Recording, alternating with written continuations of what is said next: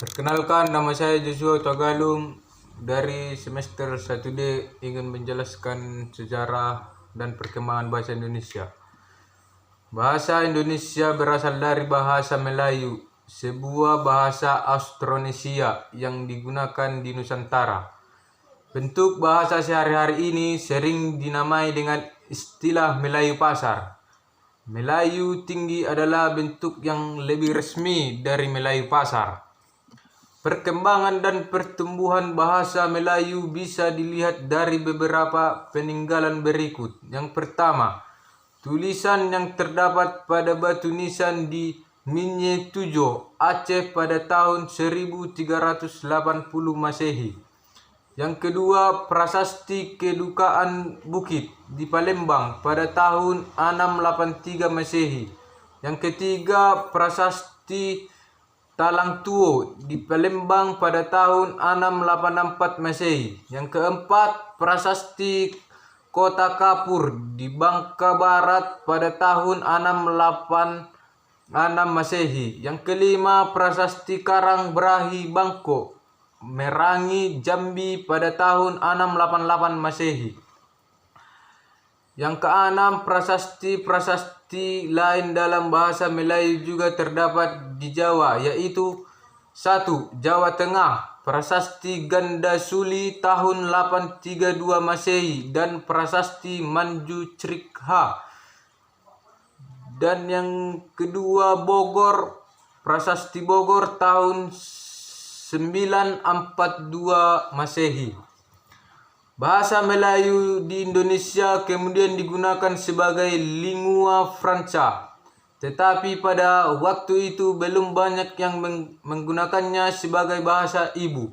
Bahasa ibu masih menggunakan bahasa daerah yang jumlahnya mencapai 660 bahasa. Pada awal abad ke-20, bahasa Melayu pecah menjadi dua di tahun 1901. Indonesia di bawah Belanda mengadopsi ejaan Van Ophuijsen. Sedangkan pada tahun 1904 Malaysia di bawah Inggris mengadopsi ejaan Wilkinson.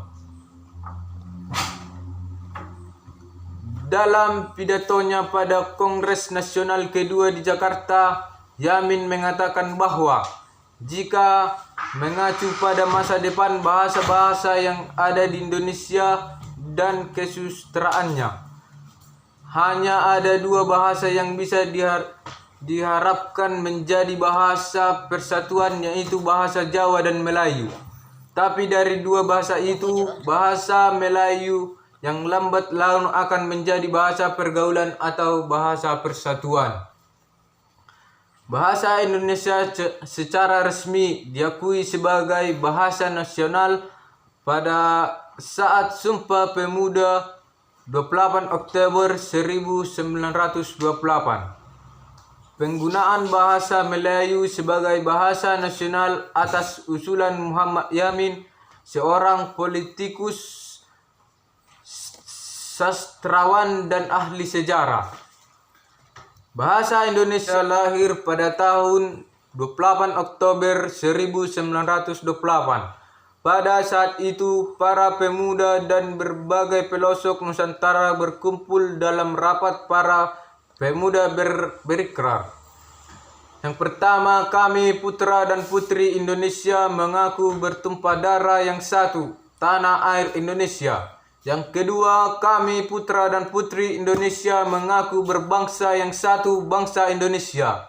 Yang ketiga, kami putra dan putri Indonesia menjunjung tinggi bahasa persatuan bahasa Indonesia. Unsur yang ketiga dari Sumpah Pemuda merupakan pernyataan tekad bahwa bangsa Indonesia merupakan bahasa persatuan bangsa Indonesia. Pada tahun 1928, bahasa Indonesia dikokohkan kedudukannya sebagai bahasa nasional. Selanjutnya, perkembangan bahasa dan kekusastraan Indonesia banyak dipengaruhi oleh sastrawan Minangkabau seperti Mara Rusli, Abdul Muiz, Nur Sultan Iskandar, Sultan Takdir Alisyabana, Hamka, Roestam Effendi, Idrus, dan Syairil Anwar. Sastrawan tersebut banyak mengisi dan menambah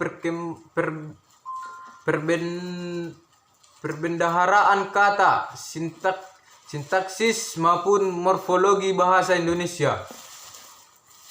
Secara konstitusional, bahasa Indonesia dinyatakan kedudukannya sebagai bahasa negara pada tanggal 18 Agustus 1945.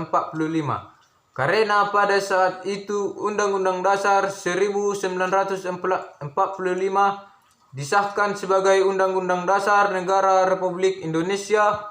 Di dalam Undang-Undang Dasar 1945 disebutkan bahwa bahasa negara adalah bahasa Indonesia. Kini bahasa Indonesia dipakai oleh berbagai lapisan masyarakat Indonesia. Fungsi-fungsi bahasa. Fungsi umum sebagai alat komunikasi nasional. Fungsi khusus emotif, tumpuan pembicaraan pada si penutur. Contoh, menggunakan rasa gembira, sedih, terharu. Konatif, tumpuan pembicaraan pada lawan bicara. Contoh, berbahasa dengan tujuan agar lawan tutur tidak tersinggung atau agar lawan bicara senang.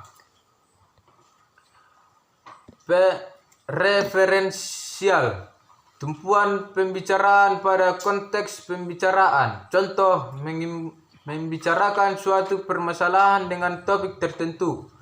Puitik, tumpuan pembicaraan pada amanat atau pesan. Contoh, orang berbahasa untuk menyampaikan pesan atau amanat, misalnya dalam berpidato.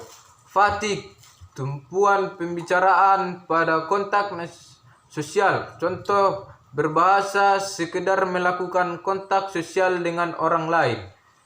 Metalingual, tumpuan pembicaraan pada kode. Contoh, membicarakan bahasa menggunakan bahasa tertentu. Bahasa nasional. Dalam kedudukannya bahasa nasional, bahasa Indonesia memiliki fungsi sebagai berikut. 1. Lambang kebanggaan nasional, lambang identitas nasional. Bahasa persatuan berbagai suku bangsa yang memiliki latar belakang bahasa dan budaya yang berbeda. Bahasa perhubungan antara berbagai wilayah di Nusantara. Bahasa negara. Dalam kedudukannya sebagai bahasa negara, bahasa Indonesia memiliki berbagai fungsi. 1. Sebagai bahasa resmi negara. 2. Sebagai bahasa pengantar di dunia pendidikan. 3. Sebagai bahasa perhubungan dalam hal mewujudkan kepentingan nasional. Yang keempat, sebagai bahasa pengembang ilmu pengetahuan, teknologi, dan budaya. Oke, sekian dari saya. Jika ada kesalahan kata, mohon dimaafkan. Sekian dan terima kasih.